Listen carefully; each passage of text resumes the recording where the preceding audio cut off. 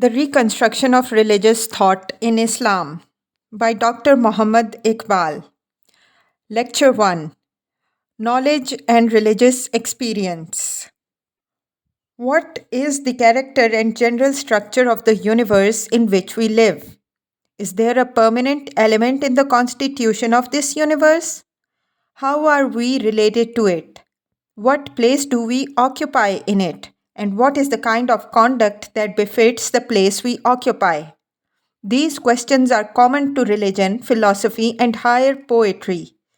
But the kind of knowledge that poetic inspiration brings is essentially individual in its character. It is figurative, vague, and indefinite.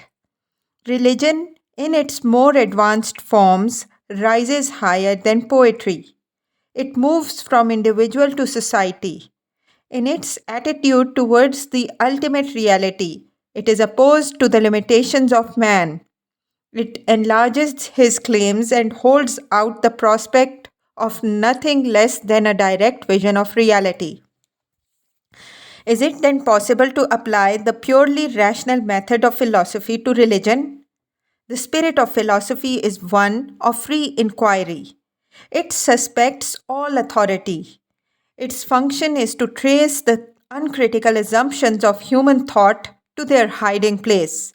And in this pursuit, it may finally end in denial or a frank admission of the incapacity of pure reason to reach the ultimate reality. The essence of religion, on the other hand, is faith.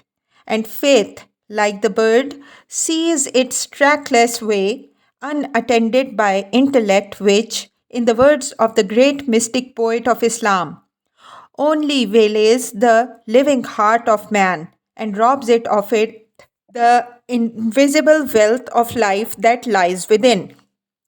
Yet it cannot be denied that faith is more than mere feeling.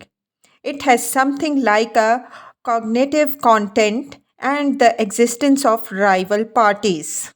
Scholastics and mystics in the history of religion shows that idea is a vital element in religion.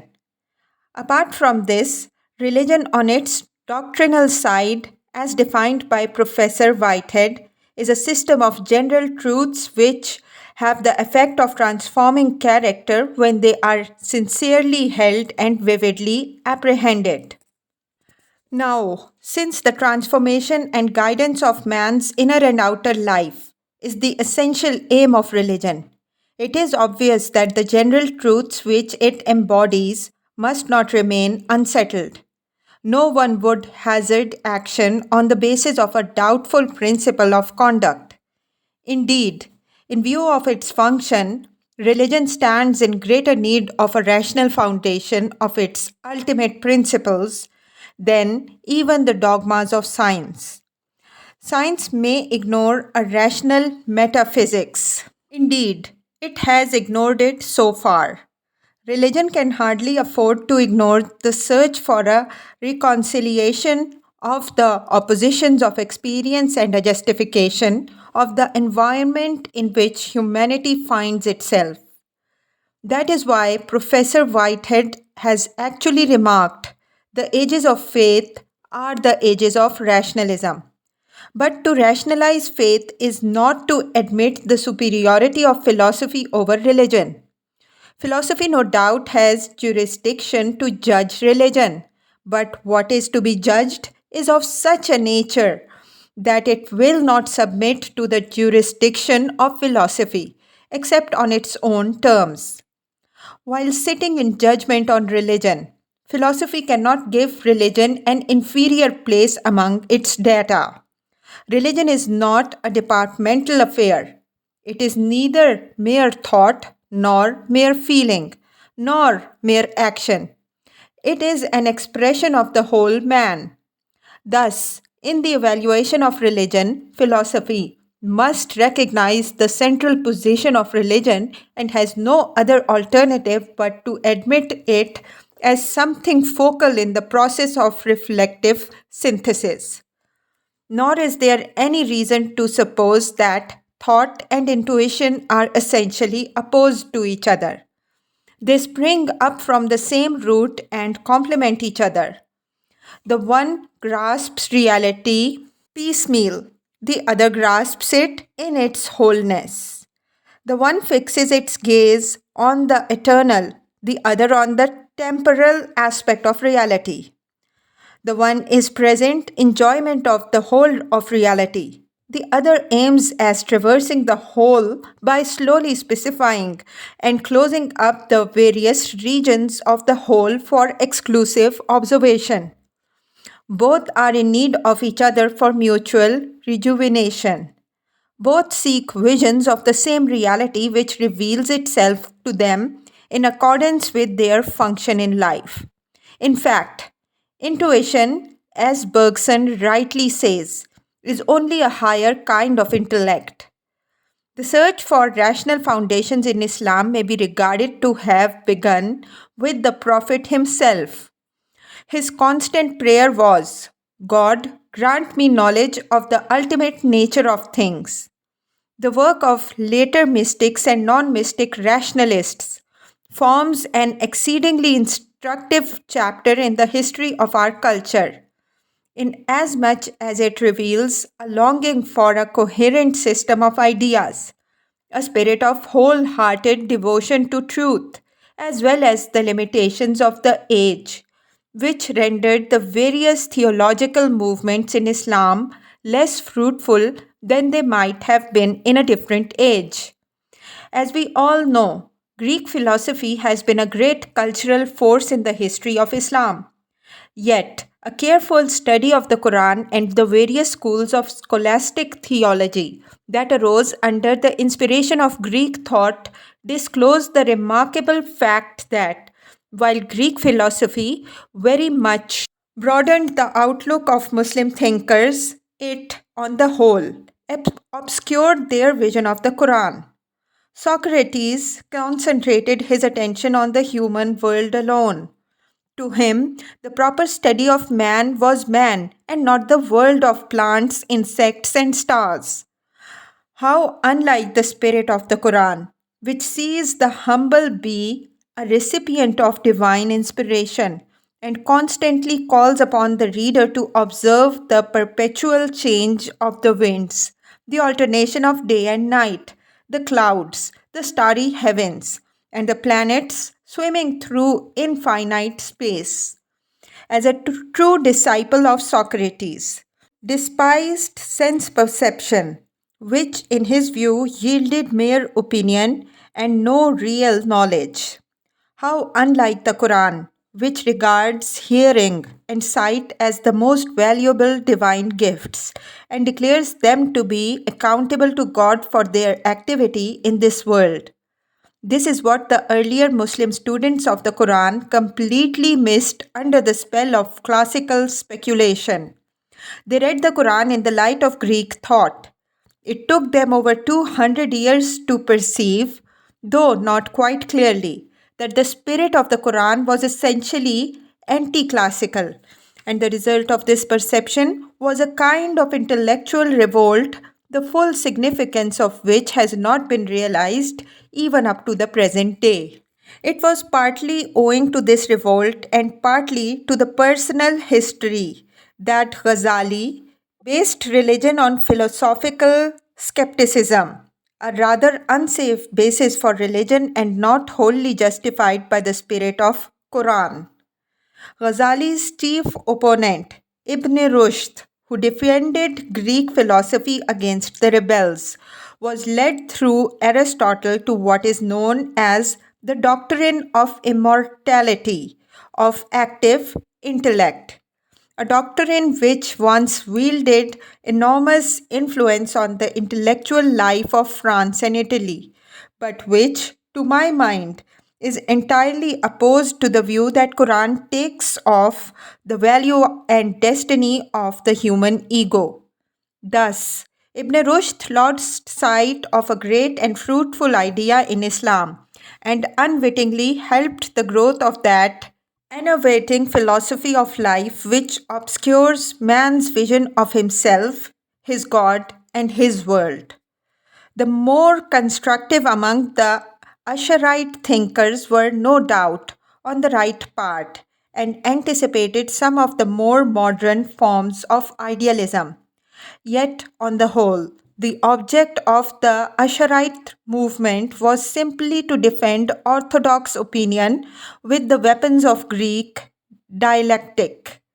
The Mu'tazila, conceiving religion merely as a body of doctrines and ignoring it as a vital fact, take no notice of non conceptual modes of approaching reality and reduced religion to a mere system of logical concepts, ending in a purely negative attitude.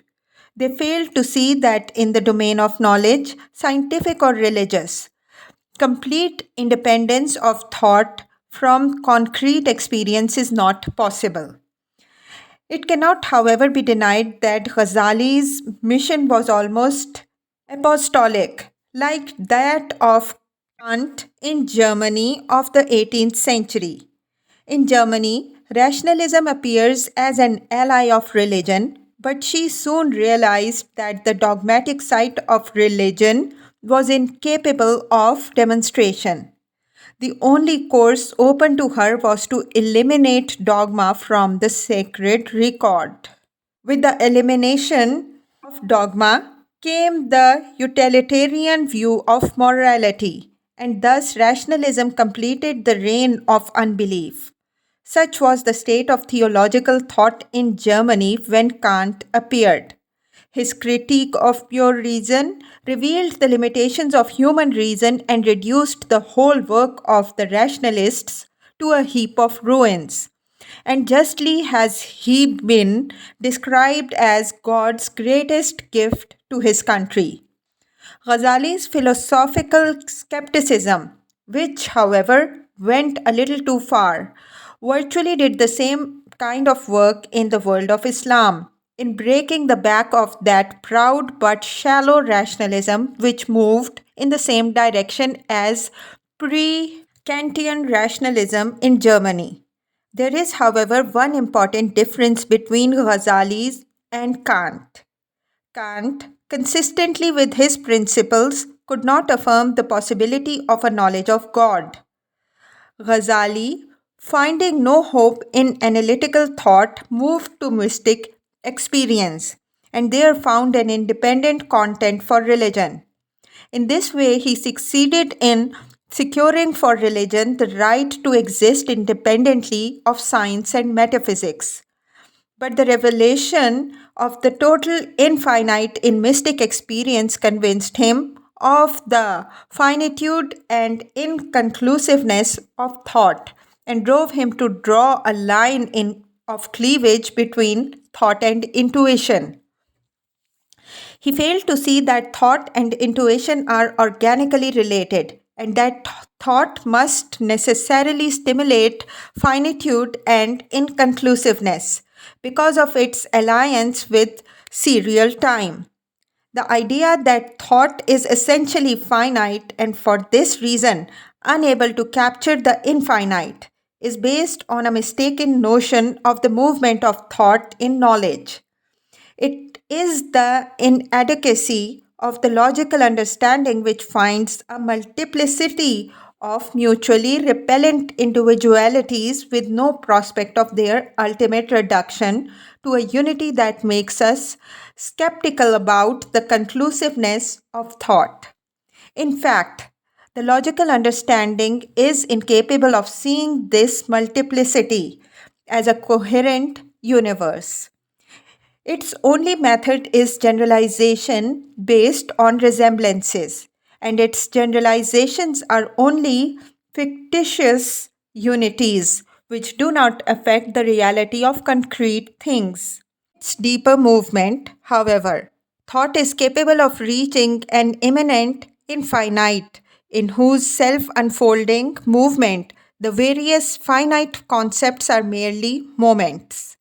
In its essential nature, then, thought is not static. It is dynamic and unfolds its internal infinitude in time, like the seed which from the very beginning carries within itself the organic unity of the tree as a present fact. Thought is, therefore, the whole in its dynamic self expression, appearing to the temporal vision as a series of definite specifications which cannot be understood except by a reciprocal reference. Their meaning lies not in their self identity, but in the larger whole of which they are the specific aspects.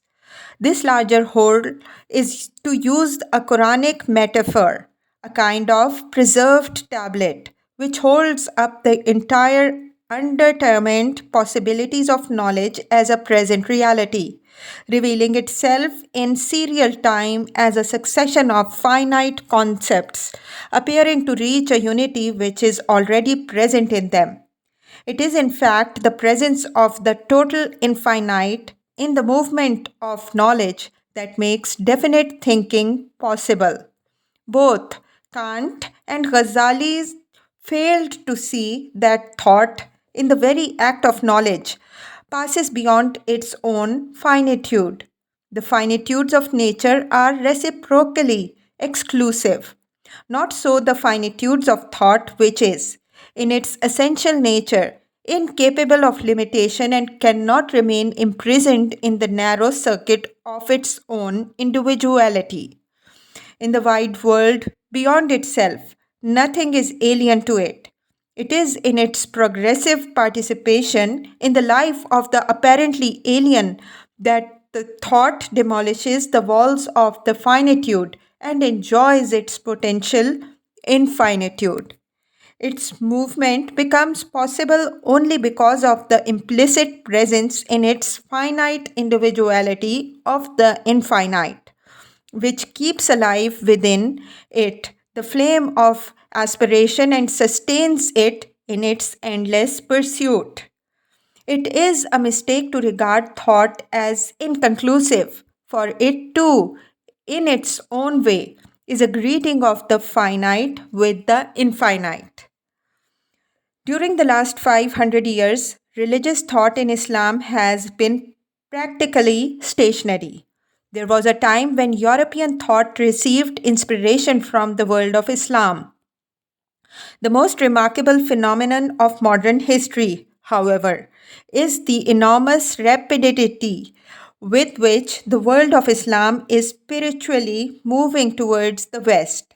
There is nothing wrong in this movement, for European culture, on its own intellectual side, is only a further development of some of the most important phases of the culture of Islam. Our only fear is that the dazzling exterior of European culture may arrest our movement and we may fail to reach the true inwardness of that culture. During all the centuries of our intellectual stupor, Europe has been seriously thinking on the great problems in which the philosophers and scientists of Islam were so keenly interested. Since the Middle Ages, when the schools of Muslim theology were completed, infinite advance has taken place in the domain of human thought and experience. The extension of man's power over nature has given him a new faith and a fresh sense of superiority over the forces that constitute his environment. New points of view have been suggested. Old problems have been restated in the light of fresh experience, and new problems have arisen. It seems as if the intellect of man is outgrowing its own most fundamental categories: time, space, and causality. With the advance of scientific thought, even our concept of intelligibility is undergoing a change. The theory of Einstein has brought a new vision of the universe and suggests new ways of looking at the problems common to both religion and philosophy. No wonder then that the younger generation of Islam in Asia and Africa demand a fresh orientation of their faith. With the reawakening of Islam, therefore, it is necessary to examine in an independent spirit what Europe has thought and how far the conclusions reached by her can help us in the revision and, if necessary, reconstruction of theological thought in Islam.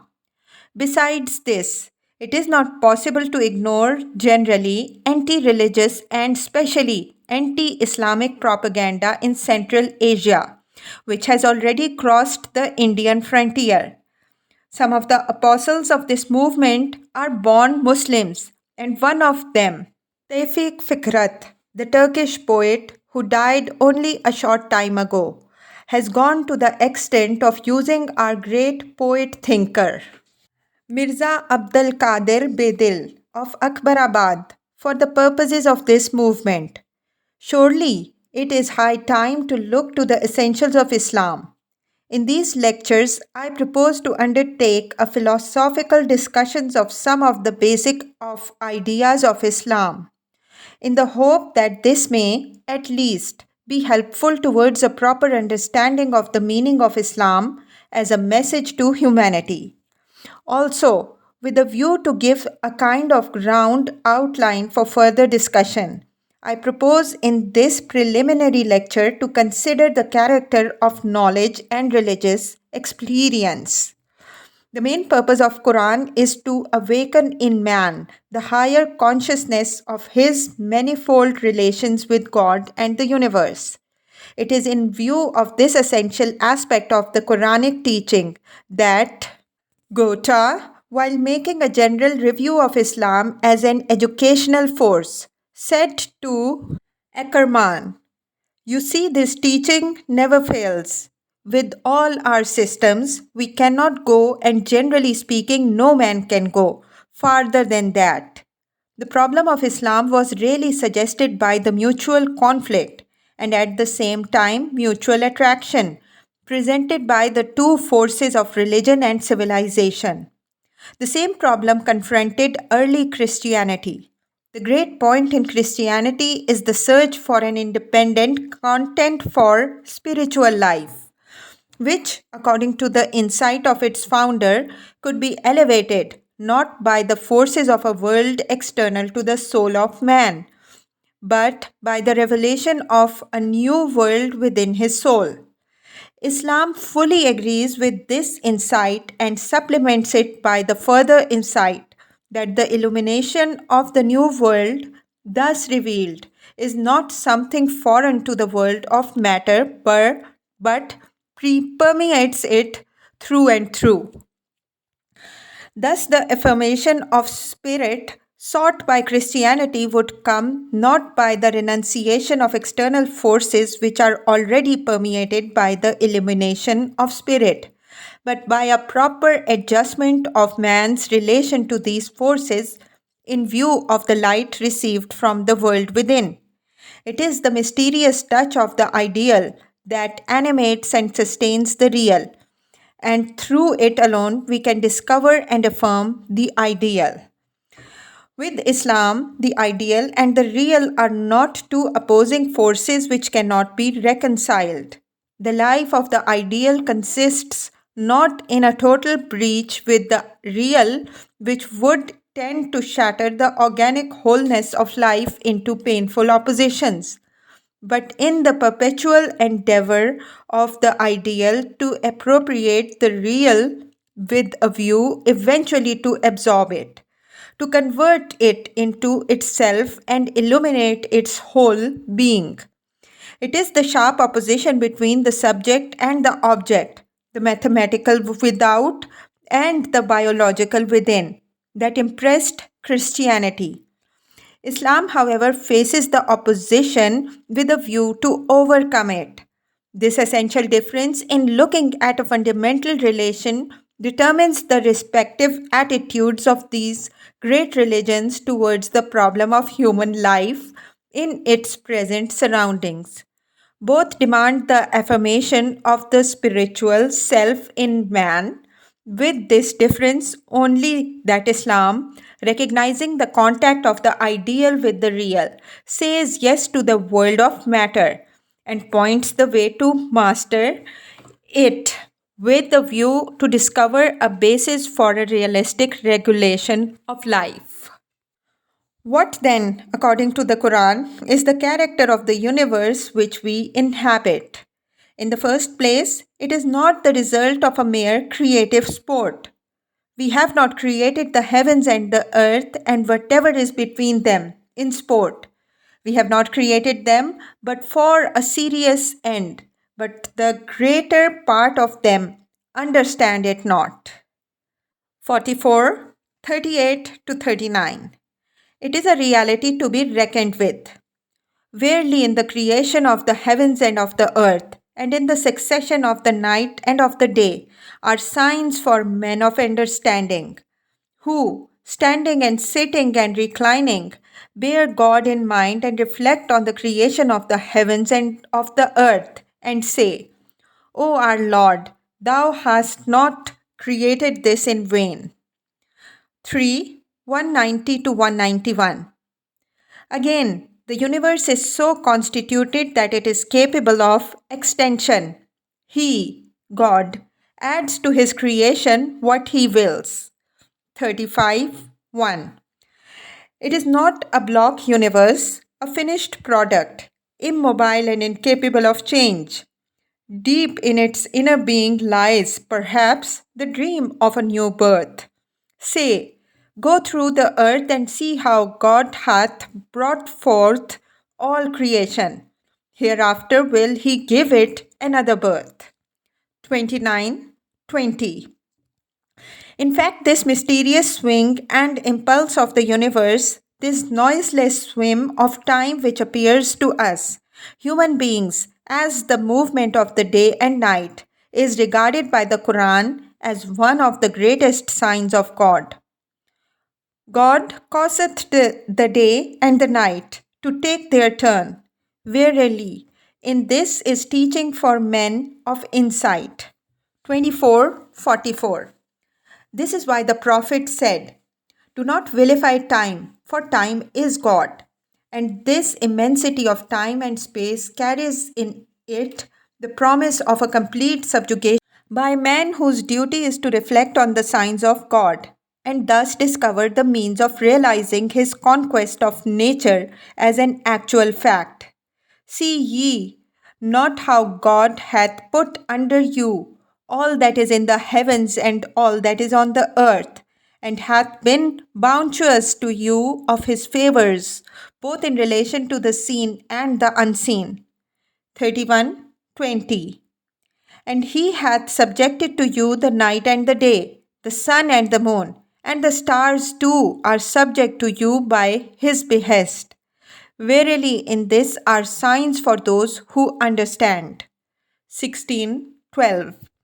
Such being the nature and promise of the universe, what is the nature of man whom it confronts on all sides?